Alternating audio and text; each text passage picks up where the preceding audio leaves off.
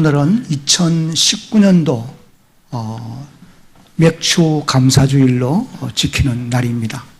이 맥추 감사절은 구약시대 이스라엘 백성들의 입장에서 보면 밭에 심은 곡식의 첫 열매를 이제 거두어서 하나님께 구별에 올려드리며 감사를 드렸던 그런 절기였고, 오늘 이 시대 우리들의 입장에서 살펴보면은 한 해를 시작해서 지난 6개월 동안 여러 가지 어려운 환경 가운데서도 하나님이 우리를 지키시고 보호해 주신 그런 은혜에 대해서 감사하는 그런 절기라고 보시면 되겠습니다.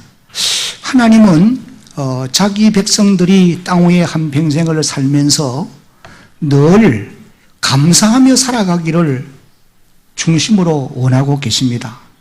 그런데 하나님의 원하는 생각만큼 우리가 우리 자신들을 돌아보면서도 알 수 있습니다만은, 하나님의 백성들이 감사하지 못하고 도리어 불평과 원망을 많이 하면서 살아가는 그런 이스라엘 백성들도 그러했고, 오늘 우리도 역시 그러한 것을 깨닫게 되는 것입니다. 그래서 하나님이 자기 백성들로 하여금 감사하며 살아가는 사람들로 만들기 위해서 제도적으로, 율법으로, 법으로 하나님께서 이런 여러 가지 절기들을 제정하시고 그 절기들을 지키면서 감사하도록 그렇게 만드신 것을 우리가 보게 됩니다. 구약시대 보면은 이스라엘 백성들에게는 3대 절기를 비롯해서 또 다른 여러 가지 절기들을 지킴으로 하나님께 늘 감사하는 그런 삶을 살도록 하나님이 인도하셨던 것입니다. 우리가 이 시간 이제 출애굽기 23장 14절로 17절까지를 한번 읽어보면은, 너는 매년 3번 내게 뭘 지킬지니라? 절기를 지킬지니라. 15절 시작. 너는 무교병의 절기를 지키라. 내가 내게 명령한 대로 아빕월에 정한 때에 이래 동안 무교병을 먹을지니 이는 그 달에 네가 애굽에서 나왔음이라. 빈손으로 내 앞에 나오지 말지니라. 맥추절을 지키라. 이는 내가 수고하여 밭에 뿌린 것에 첫 열매를 거둠이니라. 수장절을 지키라. 이는 네가 수고하여 이룬 것을 연말에 밭에서부터 거두어 저장함이니라. 17절. 네 모든 남자는 매년 3번씩 주 여호와께 보일지니라. 그러니 매 절기마다 유대인 남자들은 12세 이상 된 사람들은 자기의 몸으로 하나님 앞에 나아가서 보이면서 하나님께 이 절기들을 지킬 것을 말씀을 하신 것입니다. 이 외에도 성경 여러 곳에서 이런 절기들을 지키면서 감사하도록 만드신 그런 기록을 우리가 보게 됩니다.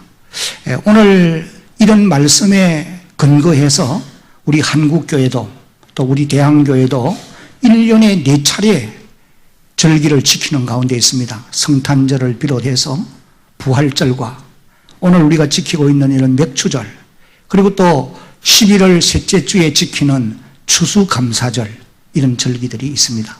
이런 절기들을 통해서 우리도 하나님의 은혜를 기억하고 의도적으로 감사하려고 노력하는 그런 하나님의 사람들이 되어야 할 줄로 믿습니다.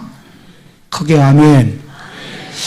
저는 오늘 이런 생각을 해보았어요.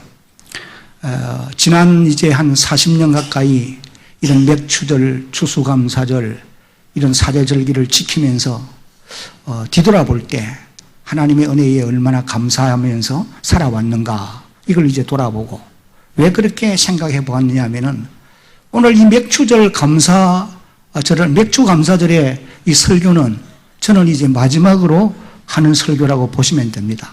왜냐하면은 이제 다음 이제 절기가 오기 전에 내가 은퇴를 할 것이기 때문에 그렇습니다.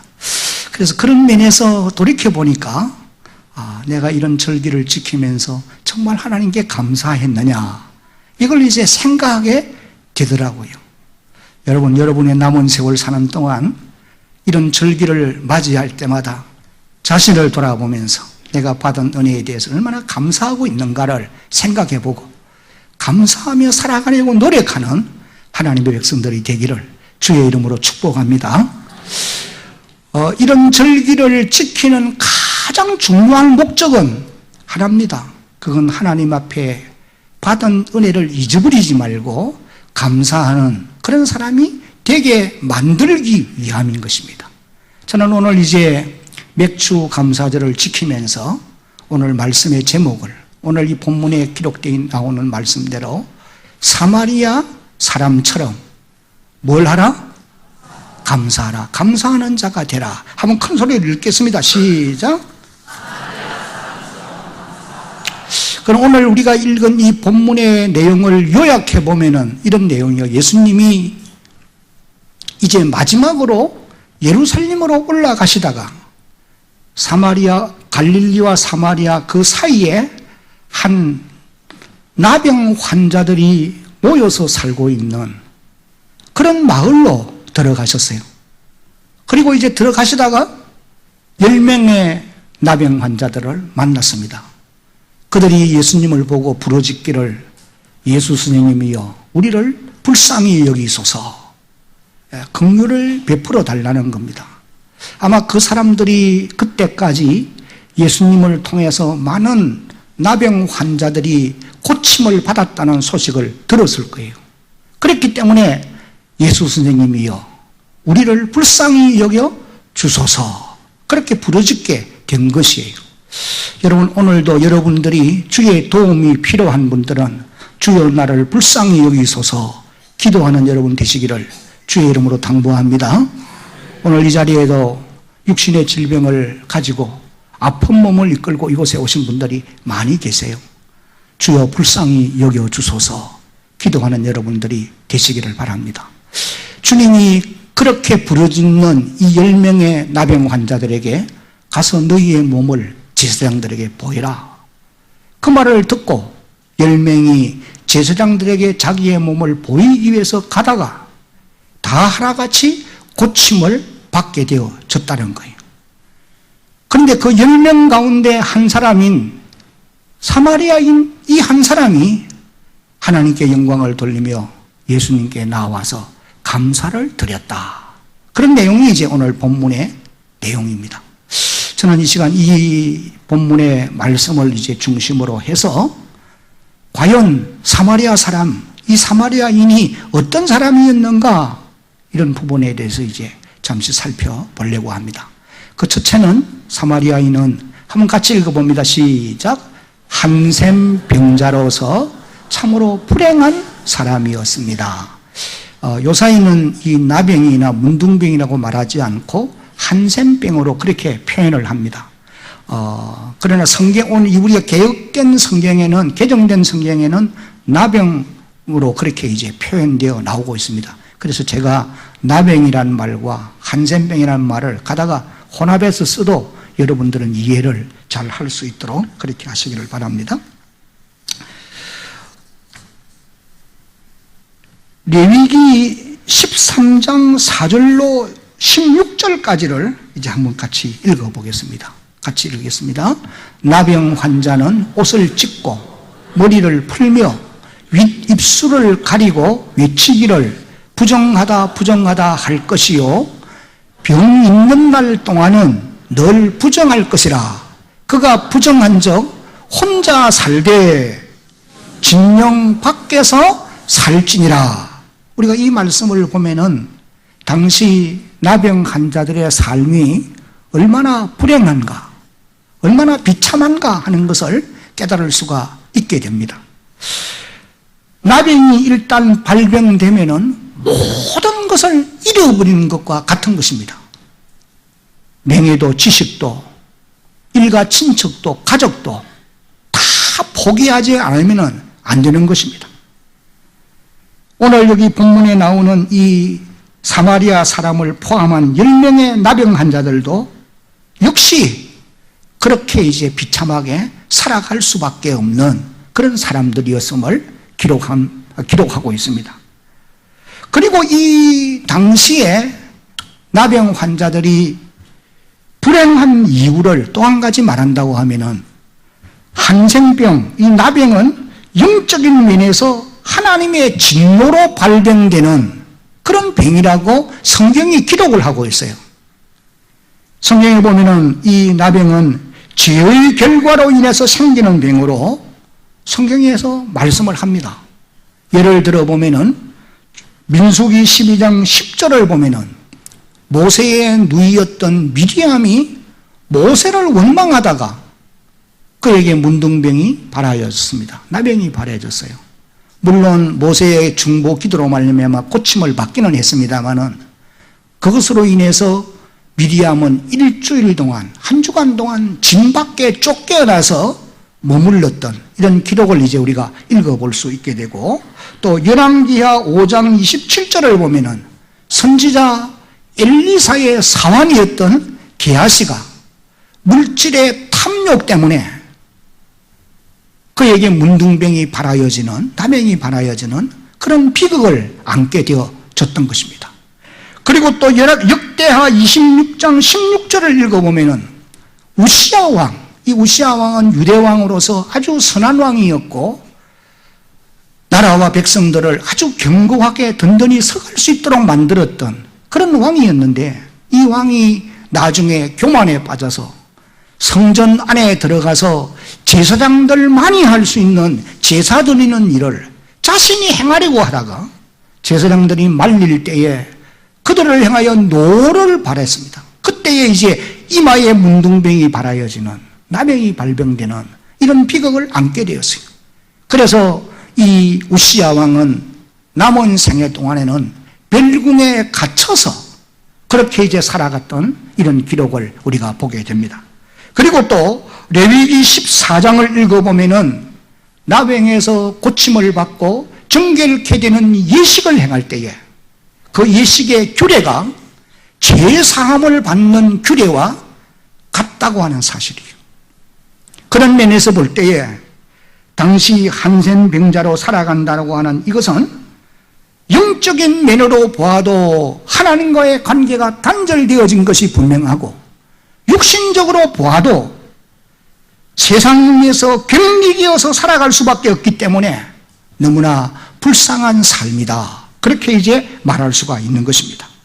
사랑하는 성도 여러분, 여기 10명의 한센병자들의 이 모습은 영적인 면에서 보면은 우리가 지난날 구원받기 전 죄의 권세 아래 있을 때에 우리의 모습이 어떠했는가, 이걸 이제 보여주는 그런 모습이기도 하고, 그리고 또 오늘 현재에, 오늘 이 세상을 살아가는 사람들 가운데 하나님을 알지 못하고 구원받지 못한 불신자들의 모습이 어떠한가도 보여주는 그와 같은 모습이라고 보시면 될 것입니다.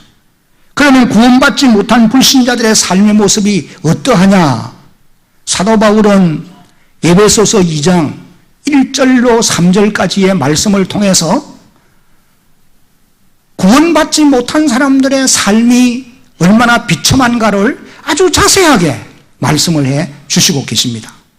여기 이제 에베소 2장 1절 말씀이 떴는데, 그는 허물과 죄로 죽었던 너희를 살리셨도다. 여기 그는, 이 말은 예수님을 두고 하는 말씀이에요.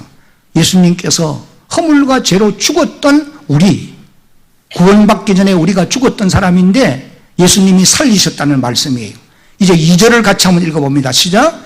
그때에 너희는 그 가운데서 행하여 이 세상 풍조를 따르고 공중의 권세 잡은 자를 따랐으니 곧 지금 불순종의 아들들 가운데서 역사하는 영이라. 3절. 전에는 우리도 다 그 가운데서 우리의 육체의 욕심을 따라 지내며 육체와 마음에 원하는 것을 하여 다른 이들과 같이 본질상 진노의 자녀이었더니, 그렇게 기록을 합니다. 이런 모습이 하나님을 하나님을 알지 못했을 때, 죄의 권세 아래 살아갈 때의 삶의 모습이 이렇다고 말씀해요. 이 말씀에서 우리가 볼 수 있는 것은 하나님을 알지 못하는 사람들은, 구원받지 못한 사람들은 첫째는 영적으로 죽은 상태에 있다는 거예요. 허물과 죄로 죽은 너희를 그렇게 기록을 했어요. 여기서 죽었다는 표현은 하나님과의 단절을 의미하는 영적 죽음을 의미하는 말씀인 것입니다. 여러분, 오늘 이 맥주 감사주일이라고 앞에 아름답게 꽃을 꼽아 두었어요. 이 꽃들이 아름답게 살아 있습니다, 지금은. 그러나 이 꽃들은 나무에서부터 단절되어 있기 때문에, 잘리워져 있기 때문에 며칠이 지나면 마르게 되어 있어요. 그러면 마르면 불살을 수밖에 없는 것입니다.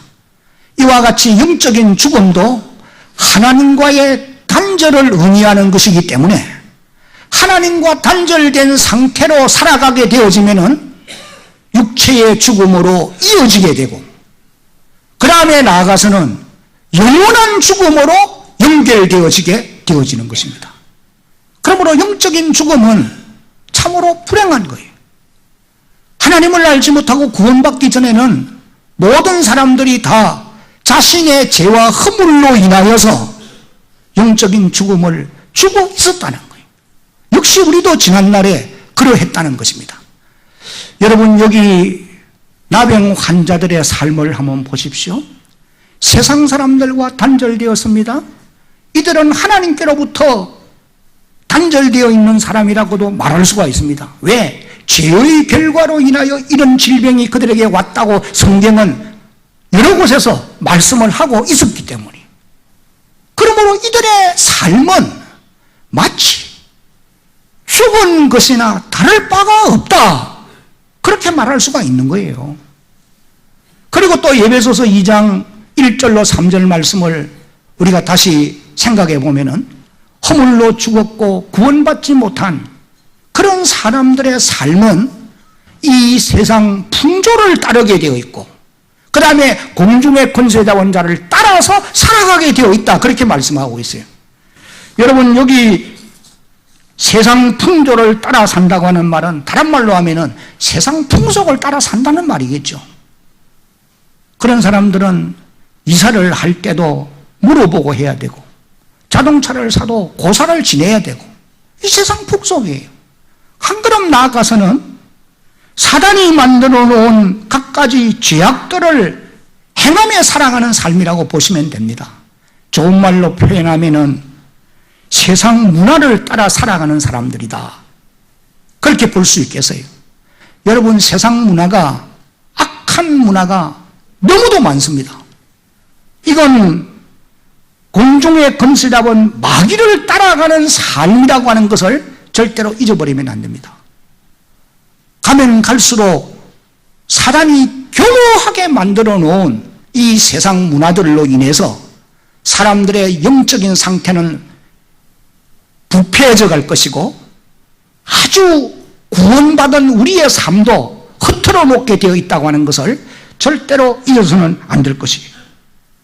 그리고 또 구원받지 못한 사람들은 여기 이제 3절, 에베소서 2장 3절을 보니까 육체의 욕심을 따라 살아가게 된다고 말씀을 하셨고, 그런 사람들은 본질상 진노의 자녀였다라고 기록을 하고 있어요. 이런 표현들이 조금 어렵습니다만은 이 본질상 진노의 자녀란 말은 태어나면서부터 원죄를 가진 사람이라는 거예요.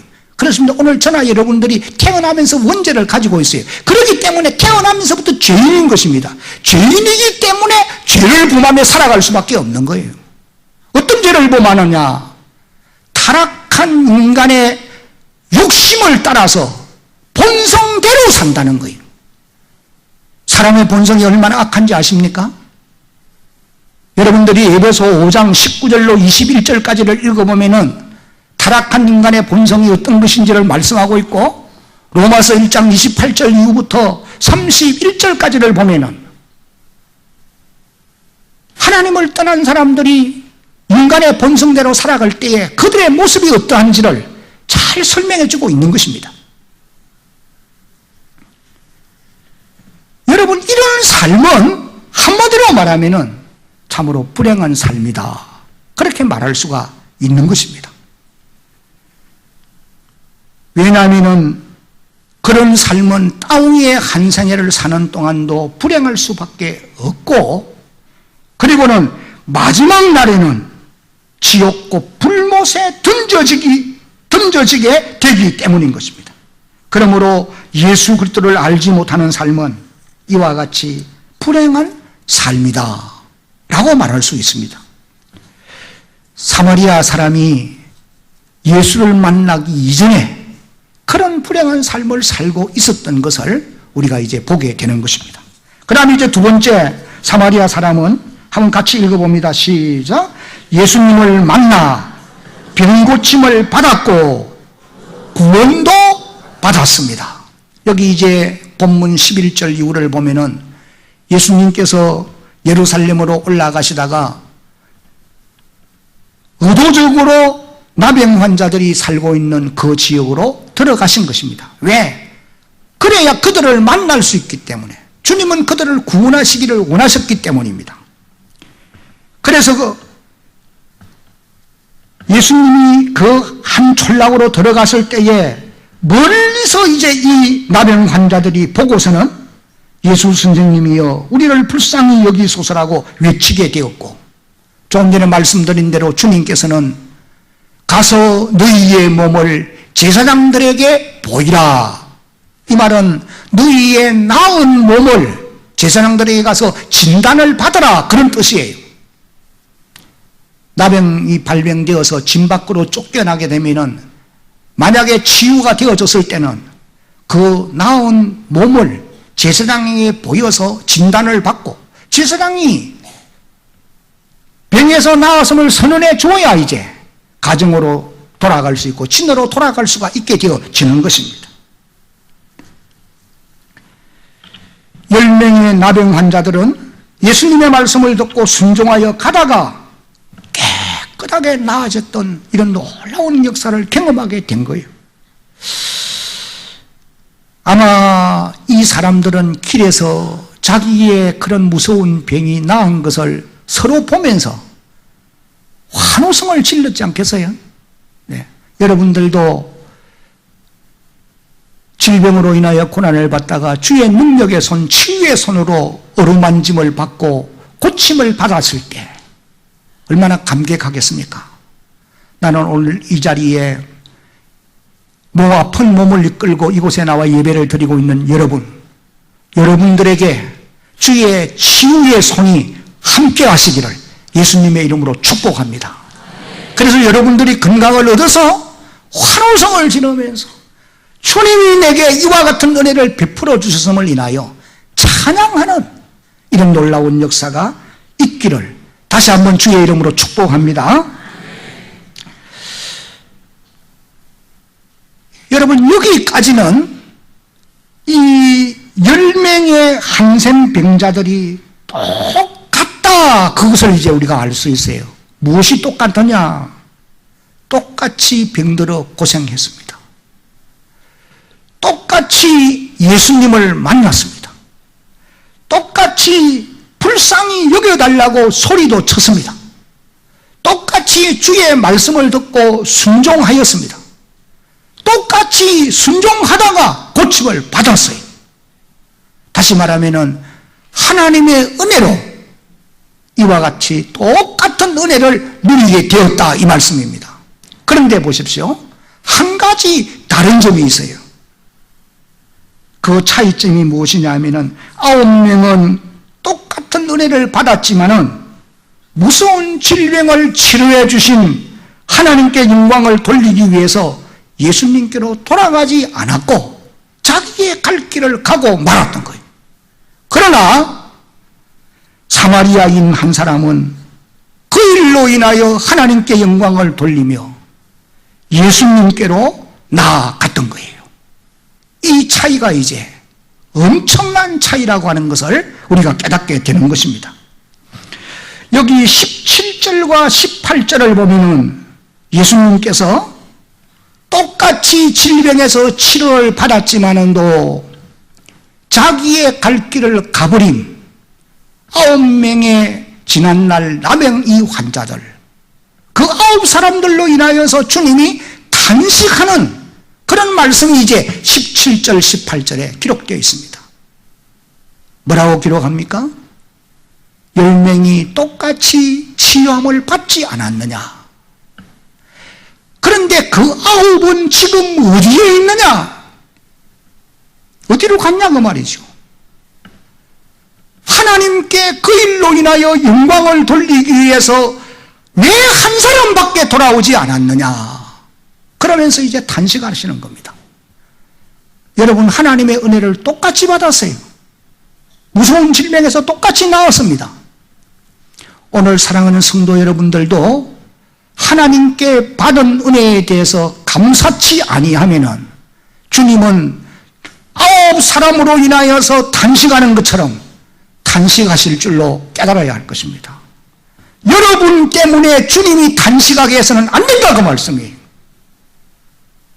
하나님께 영광을 돌리기 위해서 예수님께로 돌아온 이 사마리아인 한 사람처럼 하나님께 영광을 돌림으로 말미암아 하나님이 기뻐하고 주님이 기뻐하고 또 그런 사람에게 놀라운 은혜를 베풀어 주시는 것입니다. 여기 9명의 유대인들은 육신의 질병은 치료를 받았지만은 그러나 그들은 영혼의 구원은 받지 못했어요. 그것을 어떻게 우리가 알 수 있느냐? 여기 18절 하반절을 보면은 예수님이 이렇게 말씀하십니다. 그 9명의 유대인들은 하나님께 영광을 돌리려 예수께로 돌아오지 않았다. 이것을 말씀해요. 이 사람들은 반드시 돌아와야 됩니다. 예수님께 돌아와야 될 이유가 돌아와서 하나님께 영광을 돌려야 돼요. 그런데 이들은 돌아오지 않았던 겁니다. 그러면은 이들이 돌아오지 않은 이유가 어디에 있었느냐? 이들이 돌아오지 않은 이유는 그들은 예수님을 메시아로, 주님으로, 하나님으로 믿지 않았기 때문에. 여러분, 우리가 예수를 구주로 신앙을 고백하고 예수님이 하나님의 아들이신 것과 하나님이신 것을 믿고 그분께 신앙을 고백할 때에 하나님이 영광을 받으시는 줄로 여러분 믿으시기를 바랍니다. 여기 이 사마리아인 이 한 사람은 치료를 받고 하나님께 영광을 돌리며 누구에게로 돌아왔느냐? 예수님께 나와 그 발 아래 엎드려서 감사를 드렸다. 그렇게 이제 기록을 하고 있는 것입니다. 여러분, 예수님께 나와서 감사를 드리는 이것이 하나님께 영광을 돌리는 일인 줄로 믿어야 됩니다. 사마리아 사람만이 그렇게 했고 9명의 유대인들은 예수를 구주로 믿지 않기 때문에 그들은 자기의 갈 길을 간 거예요. 여러분, 여기서 우리가 꼭 한 가지 잊지 말아야 될 것이 있습니다. 오늘 이 땅에는 하나님의 은혜를 체험은 했는데 그 체험이 육신적인 차원에서는 받아들여졌지만은 예수님께 진정한 감사를 돌리지 않으므로 가장 중요한 구원의 자리에까지는 이르지 못하는 이런 사람들이 땅 위에 많다는 사실이에요. 저는 교회를 섬기면서 정말 힘들고 어려운 사람들을 볼 때가 있죠. 가서 기도하고 여러 가지 여러 면에서 교회가 할 수 있는 대로 도우려고 노력도 해보았고, 그런데 이런 사람들이 나중에 하나님의 은혜를 깨달아 알아요. 그런데 그 받은 은혜를 주님께로 나와서 주님이 메시아인까지 믿어야 되는데 그까지는 이르지 못하더라는 거예요. 그래서 중간에 그만 교회를 던져버리고 나오지 않아요. 그 찾아가서 이제 왜 그러시냐 물으면은 내가 이 정도로 나가줬으면 안 됩니까? 이게 여러분, 제가 지나가는 말로 하는 게 아니에요. 그러니까 우리가 육신적으로 주님의 은혜를 똑같이 받을 수 있어요. 질병에서 나음도 입을 수 있습니다. 내가 경영하는 이 일들이 하나님의 복으로 잘 될 수도 있어요. 그러나 여러분, 거기에서 끝나면은 구원의 자리에 이를 수는 없습니다. 그렇게 해주신 그 주님이 하나님의 아들이시고 우리의 주님이시고 우리의 구속자이시고 그분이 하나님이신 것을 믿어야 영혼의 구원을 받음에까지 이르게 될 줄로 여러분 믿으시기 바랍니다. 나는 오늘 여기에 나와서 예배를 드리는 여러분들이 육신적으로 어떤 은혜를 받았든지 가장 중요한 것은 영혼의 구원을 받는 자리에까지 나아가는 주의 백성들이 되기를 예수님의 이름으로 축복합니다. 따라합시다. 예수님은 나의 주님이요 하나님이요 메시아시요 그는 나를 구원하시는 구원의 주십니다. 이 경지에까지 이르러야 된다고 말이에요. 사마리아인은 그런 경지에까지 이르렀던 겁니다. 그래서 주님이 그에게 뭐라고 칭찬합니까? 19절에 보면은 그에게 이르시되 일어나 가라. 네 믿음이 너를 어떻게 하였느니라? 구원하였느니라. 여러분 여기 내 믿음이 너를 구원하였느니라 이 말씀이 성경에 보면은 예수님께서 여러 번 하셨어요. 여러 사람들에게 했습니다. 예를 들어 보면은 백부장에게도 그런 말씀을 하셨고 또 마태복음 15장을 보면은 그 12해를 혈루증으로 앓던 여인에게도 그렇게 말씀하세요. 네 믿음이 너를 구원하였으니 평안히 가라. 수르보르게 여인에게도 마태복음 15장에 보면은 그렇게 이제 말씀을 합니다. 그런데 여러분 그런 사람들에게 내 믿음이 너를 구원하였다는 말과 여기 사마리아인에게 내 믿음이 너를 구원하였으니 라고 하는 말에는 차이가 있는 거예요. 앞에 말씀드린 이런 사람들에게 내 믿음이 너를 구원하였다는 말은 육신의 질병에서 나았다는 의미가 거기에 포함되어 있습니다. 그것만일 수도 있습니다. 그러나 여기 사마리아인에게 예수님이 하시는 말씀은 영혼의 구원을 분명히 말씀하시는 거예요. 육신의 질병은 이미 나았어요. 그런데 그 사람이 돌아왔어요. 예수님이 그에게 말합니다. 네 믿음이 너를 구원하였다. 영혼의 구원을 말씀하는 것입니다. 사랑하는 성도 여러분, 오늘 우리가 받은 하나님의 은혜 가운데 가장 놀랍고 가장 큰 것은 예수님을 믿어 제사함을 받고 영혼의 구원을 받음에 있는 줄로 믿으시기를 바랍니다. 일시적으로 육신이 고침받았다. 내가 경영하는 일이 잘 되었다. 이 또 일도 은혜요 감사할 일입니다. 그러나 그것은 다음에 또 어떻게 갈지도 몰라요. 어떻게 변할지 모릅니다. 그래서 오늘 우리가 받은 하나님께로부터 받은 가장 큰 은혜와 축복은 영혼의 구원을 받음에 있음을 믿어야 하는 것입니다. 사마리아 사람은 예수님을 만났고 병고침도 받았고 가장 큰 복인 영혼의 구원도 받았던 것입니다. 이것이 하나님의 큰 은혜입니다. 여러분들도 이 경지에까지 다 이르러야 돼요. 나는 대한교회를 출입하고 대한교회를 함께 섬겨 살아가는 어린아이로부터 노년에 이르기까지 모든 성도들이 이 자리에까지 이를 수 있기를 예수님의 이름으로 축복합니다. 이제 마지막으로 한번 같이 읽겠습니다. 시작. 사마리아인은 받은 은혜에 대해 감사하는 사람이었습니다. 뭘 하는 사람이라고요? 감사하는 사람. 우리 믿는 성도들에게 있어서 감사라고 하는 이 표현은 구원받은 하나님의 백성들에게서 나타나는 외적인 정표라고 말할 수 있어요. 우리가 구원받은 이 사실을 다른 세상 사람들이 어떻게 알겠어요? 그런데 감사를 통해서 구원받은 사람의 외적인 정표를 가질 수가 있다고 말입니다. 구원의 감격이 있는 사람들은 늘 감사하게 되어 있어요. 찬양하게 되어 있어요. 사마리아인처럼 예수님께 나와서 그 무릎 앞에, 발 앞에 무릎을 꿇고 감사드릴 수 있어요. 그러나 감사가 없는 사람들은, 감사가 적은 사람들은 두 가지 이유를 생각해 봐야 됩니다. 하나는 아직 구원받지 못했다. 그래서 감사가 없어요. 내게 유익이 돌아오면 감사하고, 어려운 일이 있으면 불평하고 원망하고. 그래서 구원받지 못했기 때문에 감사가 없을 수 있어요. 그리고 또 다른 한 가지 이유는 내가 분명히 구원받는 믿음을 가지고는 있지만은, 구원받은 믿음을 가지고는 있지만은